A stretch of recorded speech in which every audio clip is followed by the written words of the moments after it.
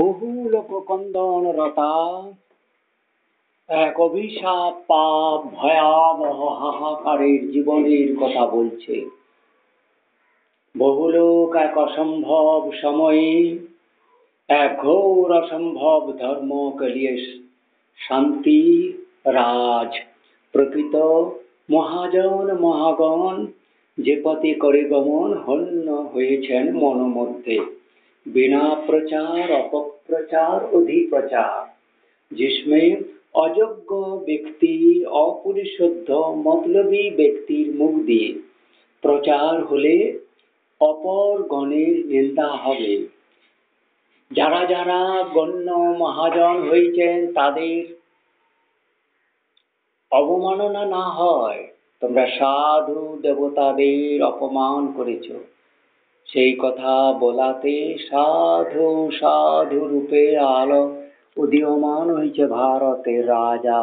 সাধু রাজা দেব স্বরূপ এক অসম্ভব ঘোর অন্ধকারের আলোর চিঙ্কারি ইশারা।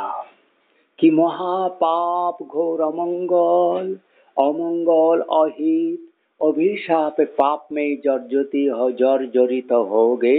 যদি সে কথা শুনে তৎক্ষণাৎ ননজো নতস্থ বিচার বিচলন মধ্যে সন্ধান বচাও, সেই কথার সততা বিচার করো।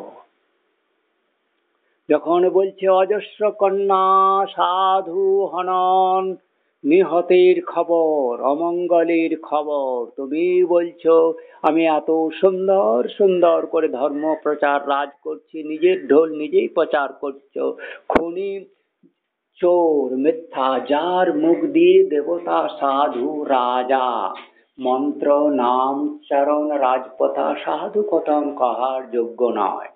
যে যার রাজার অমঙ্গলে ঘোর অমঙ্গল হলে শব্দটি পাপে নরকে যাবে, কথাটা স্মরণ করার সঙ্গে সঙ্গেই তুমি রাজপদে গুরুপদে ধর্মপদে আছো। তুরন্ত প্রতিকারের জন্য কি এমন হয়েছে, কি অবসম্ভব সেই হরহরির যে শক্তি কল্পনা কি ক্ষুদ্র ভাবে পাপ কিভাবে ঢুকেছে, সে পাপ কি তোমার আমরা যে সেবা করতে পারি না, যা তুমি ধারণ করতে পারি না, সে কোথায়, সে অমঙ্গল কিভাবে, কোন অন্যায়, কোন ক্ষুদ্র কোন বৃহৎ পাপ গোষ্ঠীর দ্বারা সংঘটিত হচ্ছে। আমি মুখে রাজ বহুত উন্নত ধর্ম উন্নত বলছে, लेकिन ঘোর অমঙ্গল অসাধু কথা বলছে। সেখানে তিনি তার বিশেষ কোনো পরিচয় নয়, সেখানে তার কোনো কীর্তি দেখা যাচ্ছে না, কোনো রং নাই। কি মূর্তিতে পুজো করবে সে তোমাকে, কোনো অযোগ্য অপরিশুদ্ধ মানে শুদ্ধ নয়, অযোগ্য লোভী মতলবী তার কথা বিক্রি করে কেউ শয়তান বা রাক্ষস রাজ ধর্মে গ্লানি করবে, বা কোনো পন্থা কোনো মহাজনের মন্দির বা তীর্থকে কলঙ্কিত করবে, যেটা ত্যায্য হয়ে যাবে, সেই রকম কোনো কর্ম সর্বদা ত্যাগ করবে।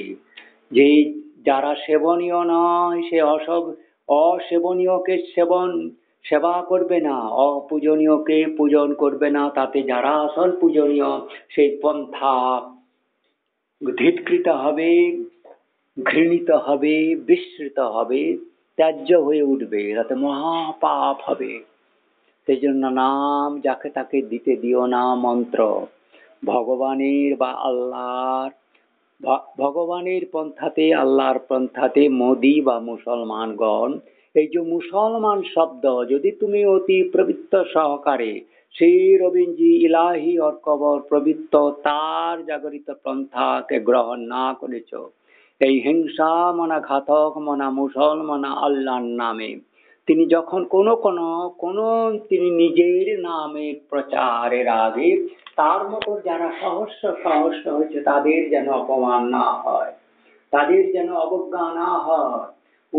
অতি লোভীরা একচেটিয়া মনোপলি করে আমার নাম বা আল্লাহর নাম কেবল প্রচার করে, আর যারা যারা যুগে যুগে পাপ অসম্ভবকালে যারা যারা মনীষীরা, সেই ভগবান বিষ্ণু যিনি পরম পদ, তিনি যে মূর্তিতে অবতরণ করেন, সেই মূর্তিদের কারোতেই তোমরা অবমাননা করবেন না। তারা একই পন্থা, মহাজন মহাগণ যে পথে করেছেন গমন, সেটা একটাই পথ। সেই পথ ত্যাগ, সরলতা, বিনয়, অহিংসা, কোনো মতলববাজি না, কোনো ভোগবাজি না, সর্বত্যাগ ত্যাগ ত্যাগ, নেতি নেতি নেতি, কোনো লোভে মোহে না নাচ, নো প্রয়োজন, সবই অধ্রুব অধ্রুব, যে ধ্রুব পন্থা ধ্রুব পথ, সত্য এই জন্য সর্বদা বচনীয়। কোনো কারণেই তুমি অসত্য কথা বলবে না, নাটক করবে না, সত্যকে দাবাবে না, অসাধু কথা বলবে না। সাধু জেগেছে শুনলে তোমাকে সাদরে সেখানে অতি শ্রদ্ধা সহকারে উপস্থিত হতে হবে।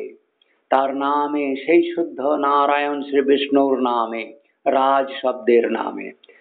যদি কোন শয়তান বেশ ধারণ করেছে বা সত্যই দেব এসেছে, সেটা তোমার সেখানে সে অমঙ্গল। যদি রাক্ষস বেশ ধরেছে, তার প্রতিকার করার দরকার আছে। আর প্রকৃত সাধু দেবতার কথা শুনে কেন তিনি উদয় হয়েছেন, কি হয়েছে, কি ঘোর অমঙ্গল, কেন তিনি সাধু রাজা কথা প্রকাশ করে, যা আমরা দেখতে পাই না, আমাদের আকর্ষণ মন আকর্ষণ সাবধান করছে। সাধু তো সে যে দেশে যেখানে যে শুদ্ধ বাতাবরণ বা যেখানে যে পরিস্থিতিতে, ঘোর অকাল পরিস্থিতিতে রাক্ষস অসেবিত গণের সেবা হচ্ছে, অপূজনীয় পূজা হচ্ছে, আর আসল সেবাগণকে ঢেকে দেওয়া হয়েছে ধর্মের পন্থাতে। যেমন অযোধ্যাতে মোদী খুনে ধর্তল লম্পট স্পর্ধা অতি লোভী রামজিকে কলুষিত করেছে, তার পন্থা মতি দেবস্থানকে কলুষিত করে ফেলেছে, যেমন আল্লাহকে মুসলমানরা করেছে। এই মুসলমানে ঘাতক, বিনা কারণে সাধু সজ্জনের ঘাতক, আসল আল্লাহ ভক্তদের ঘাতক আল্লাহর নাম নিয়ে শয়তানরা করছে। সেখানে আর্য পন্থা মনুষ, ভগবান শ্রী বিষ্ণু শ্রী শিবের হরের পন্থা, পঞ্চপন্থার সর্বত্র পালন না করলে, সেটাই প্রাথমিক ধর্ম ধারণের মহাজন মহাপন, সেখানে কোনো গুরুর বা ব্যক্তির বা কোনো মহাপুরুষের নাম ব্যক্তি বিশেষ নয়। সে একটি পন্থা, একটাই রাস্তা, সেই একই পদ্ধতিতে সব পার হয়েছেন, সেটাকে কমল রূপে সর্বত্র সমানভাবে প্রচার করতে হবে। সেখানে কোনো একজনকে বিশেষভাবে পুজো দিয়ে আর একজনকে অবহেলার চেষ্টা করবে না। সাধু সন্তের অবমাননা, হত্যা, নিপীড়ন হচ্ছে কন্যা, নিপীড়ন হচ্ছে চোখের জল পড়ছে, অকাল মত হচ্ছে, অপমৃত্যু হচ্ছে, সর্প অগ্নি প্রতারণা প্রান্ত হচ্ছে। শুনলেই তুমি যেখানে ঘোর রাজ আনন্দে তুমি রাজ করছো, ধর্ম নতুন ভাবে স্থাপন করেছো, সেখানেই তোমাকে যে সতর্ক বাণী, যে হোক সাধু অসাধু, তোমার যে ভগবান দৃষ্টি আকর্ষণ করিয়েছেন, তুমি সতর্ক হবে। যদি সেটা সাধু সত্যই সাধু হয়, তাকে যা যা দেওয়া দরকার দূর থেকে তার কর্মপন্থাতে বিঘ্ন, তার উগ্র প্রভুত্ব করতে যেও না, সেবা করবে দূর থেকে। কি চায়, কোন পন্থা, সেই একই পন্থাতে সাধুকে, সেখানে তোমার রাজপোশাক দম্ভ দর্প, তুমি একবার বিনয় সরল কিচ্ছু জানো না শিশু হয়ে তার কাছে স্মরণ করবে, আবার চাইবে সে ভণ্ড রাক্ষস কেনা, সেটা অন্য বহু বহু লোককে দ্বারা তুমি সেই প্রচার খবর প্রচার করিয়ে তুরন্ত তাকেই যাচার চেষ্টা করবে। অসেবনীয় অপূজনীয় সেবা নিতে বা কোনো রাক্ষস হাজির হয়েছে কিনা। যখনই তোমাকে অহিত কর অকাল মৃত্যু, হে রাজা, তোমার রাজে ঘোর অমঙ্গল অশান্তি প্রাপ, তুমি ধ্রুব পন্থা ত্যাগ করে অধুব তুমি বিভ্রান্ত করেছ, তুমি মতিচ্ছন্ন, তুমি রাজপদে লোভ, তোমাকে রাজপদ ছেড়ে দিতে বলছে, তুমি ছেড়ে দাও। রামচন্দ্রের মতন বনবাসে চলে যাও, রাজা হরিশ্চন্দ্রের মতো বনবাস চলে যাও, খান্ডিক কেশিজ পন্থা নাও, বা অন্যান্য যারা মুনি ঋষিরা চাইলেই রাজপথ ত্যাগ করে নাও। এটা দায়িত্বের। আমি মোহে পড়ে পদে পড়ে নিইনি। যদি কোনো সযোগ্য হও, তোমরা সবাই মিলিত হয়ে নিয়ে নাও, আমার কোনো মোহ নাই। মোদি কিন্তু বা তোমার এই জর্জিয়া মেলিনী মহাপাপিনী ঘাতিকে নিয়ে পোপ সারে যে যে পন্থা শ্রী রবীন্দ্রজি বললাম, মুসল শব্দ ত্যাগ করে শুদ্ধ ইসলামিক ইসলামিক হও। একই পন্থা হিন্দুদের কাছ থেকে যে শাস্ত্র শ্রী রবীন্দ্রজি যে সমস্ত কথা বলেছে এবং যত লোক মেক্সিকো সাগরে বদ্ধ আছে, সেই সুন্দর সুন্দর বালক কন্যা বৃদ্ধ যুবকদের সংখ্যায় অতি অল্প হলেও তাদের প্রতি নির্মম অবিচার চলছে। সেই সেই সাধু সাধু গণের তোমরা জানলে না, কর্তব্য জানলে না, তাদেরকে নষ্ট করছে সে রাক্ষস তোমাদের মিলিত প্রাপে, তোমাদের ভ্রমে অন্ধকারে মোহে ভোগে আচ্ছন্ন রেখেছে, তাদের তোমরা জানলে না। যে কথা সাধু সাধু শব্দ হলেই তোমার চোখ খান খাড়া করে সেখানে সশব্দ মানে বিনয় নম্র পদে আকর্ষণ করবে, নমন করবে, পূজা করবে, কৃপা চাইবে, কোনো দোষ ত্রুটি হয়েছে কিনা, কি হয়েছে, কেন আবির্ভাব দেবে, কেন কোন অভিযোগ সাধুর রাজার মহারাজার। আমরা সবই দেখছি সুন্দর মোদীর অপপ্রচারে বা ধর্মমান হচ্ছে, রাজ হচ্ছে, সেই শ্রীরামচন্দ্রের গানা। श्या से कहे गए थे रामचंद्र, क्या रामचंद्रेर नाम का बदनाम ना करो मस्तानो।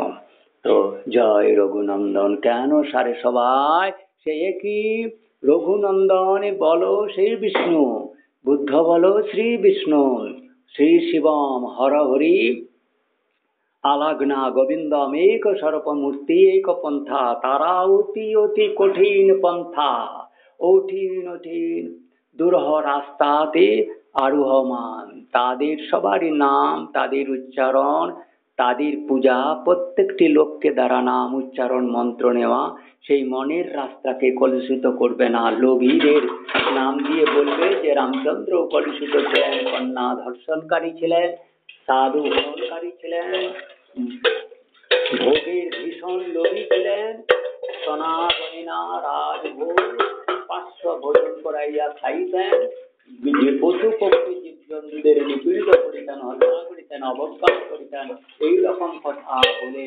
রামচন্দ্রের পূজা করিও না, করাইও না, মানিও না।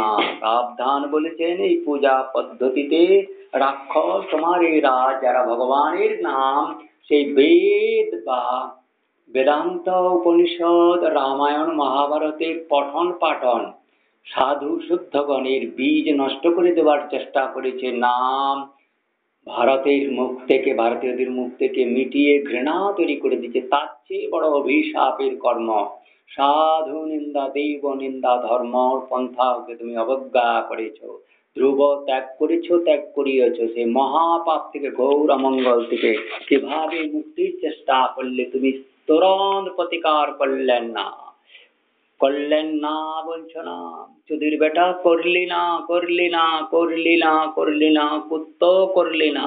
এই মাটির নিচে থেকে রাক্ষস নিজেকে বললেন, করলেন না বলছেন, মানে আমি কুত্তে, তিনি পূজনীয়, ঘরে ঘরে রাক্ষস, তিনি করলেন না, করলেন না বলো।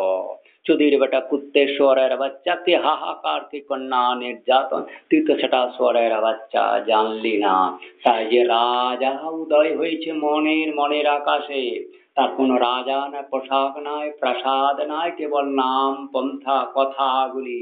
সে নিজের পুজো চাইলে সমস্ত মুনি ঋষি অবতারদের সমানভাবে পূজন, কোনো ব্যক্তিকে একতন্ত্র করে মতলব হাসিল করার চেষ্টা করো না। একই পন্থা সবের মধ্যে ছিল, সেই পন্থাটিকে জেনে সবাইকে পূজা সমান কদর করবে, বুঝতে পেরেছ? যাতে কিন্তু সেই পন্থা যে যে শ্রীবিষ্ণু পন্থা, যিনি ভগবান বুদ্ধকে শিখিয়েছেন, রামকে কৃষ্ণকে দিয়েছেন শিখিয়েছেন, বা অন্যান্য অবতারদের মুনি ঋষিদের শিখিয়েছেন, তার গীতার বাণী বা অন্যান্য পুস্তকে ব্যাসদেব যা লিখে গেছেন, বর্ণন করছেন, সেগুলো পড়ে তোমরা অতি সহজে। তো রাজ অতি গুরুত্বপূর্ণ, রাজপদ তুমি নেবে না, বিচারকের পদ তুমি নেবে না, প্রভুর পদ গুরুর পদ নেবে না, কারো গুরু বনবে না।